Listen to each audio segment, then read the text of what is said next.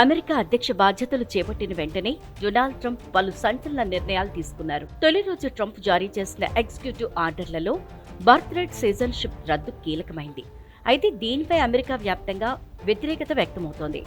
ఏకంగా 22 రాష్ట్రాలు ఈ నిర్ణయాన్ని వ్యతిరేకిస్తూ న్యాయ పోరాటానికి సిద్ధమయ్యాయి. ట్రంప్ ఆదేశాలు జారీ చేసిన 24 గంటల్లోనే దానిని సవాల్ చేస్తూ కోర్టులో దావాలు వేశాయి.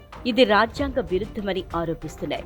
న్యూయార్క్, కాలిఫోర్నియా సహా మొత్తం 22 రాష్ట్రాలు ట్రంప్ నిర్ణయంపై మండిపడుతున్నాయి. ఈ వ్యవహారంపై కాలిఫోర్నియా అటార్నీ జనరల్ ఏమన్నారంటే, అమెరికా రాజ్యాంగం ప్రకారం యుఎస్ఏలో జన్మించిన వారికి పుట్టుకతోనే పౌరసత్వం లభిస్తుందని చెప్పారు.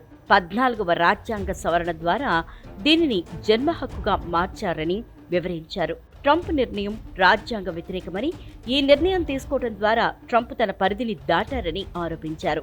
కాగా జన్మతహా లభించే ఈ పౌరసత్వ హక్కును మార్చడం అంత సులభం కాదని అమెరికా రాజ్యాంగ నిపుణులు అభిప్రాయపడుతున్నారు. రాజ్యాంగ సవరణ చేయాల్సి ఉందంటున్నారు.